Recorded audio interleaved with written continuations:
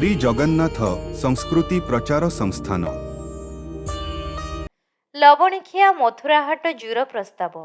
ଭାଦ୍ରବ ଶୁକ୍ଳ ଦଶମୀ ତିଥିରେ ଶ୍ରୀମନ୍ଦିରରେ ଲବଣିଖିଆ ମଥୁରାହାଟ ଜୁର ପ୍ରସ୍ତାବ ନୀତି ପାଳିତ ହୋଇଥାଏ। ଏହି ଦିନ ମଧ୍ୟାହ୍ନ ଧୂପ ନୀତି ସରିବା ପରେ ଭିତରେ ପାଣି ପଡ଼ିଥାଏ ଓ ଦକ୍ଷିଣ ଘର ଭୋଗ ସରିବା ପରେ ରାମକୃଷ୍ଣ ଦୁଇ ଚଳନ୍ତି ପ୍ରତିମାଙ୍କୁ ମହାଜନ ସେବକମାନେ ହସ୍ତରେ ରତ୍ନ ସିଂହାସନକୁ ବିଜେ କରାଇଥାନ୍ତି। ସେଠାରେ ଦୁଇ ଦେବଙ୍କୁ ଆଜ୍ଞାମାଳ ଲାଗି କରାଯାଇ ବଟ ବୃକ୍ଷ ତଳେ ଥିବା ପାଲିଙ୍କିରେ ବିଜେ କରାଯାଏ।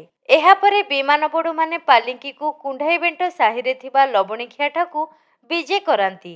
ଏହି ସମୟରେ ମହାଭୋଇ ସେବକ ଘର ବୋହୂମାନେ ଦୁଇ ବିଗ୍ରହଙ୍କୁ ଅର୍ଘ୍ୟ ବନ୍ଦାପନା ପୂର୍ବକ ପାଛୋଟି ନେଇ ଲବଣିଖିଆ ମଣ୍ଡପ ଖଟ ଉପରେ ବିଜେ କରନ୍ତି।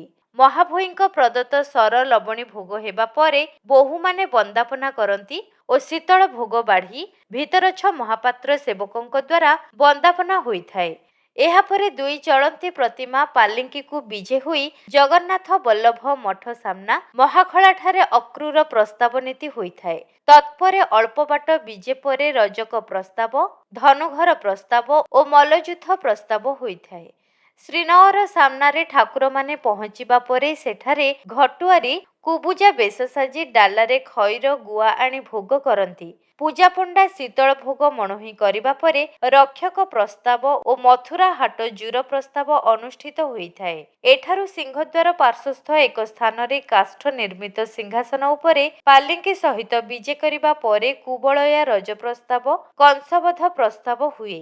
ଉଗ୍ରସେନ ବେଶରେ ଜଣେ ଲୋକକୁ ଶାଢ଼ୀ ଦିଆଯାଏ। ତତ୍ପରେ ଶୀତଳ ଭୋଗ ଓ ବନ୍ଦାପନା ନୀତି ହୋଇ ବାହୁଡ଼ା ବିଜେରେ ପ୍ରତିମାମାନେ ଦକ୍ଷିଣୀ ଘରକୁ ବିଜେ କରନ୍ତି।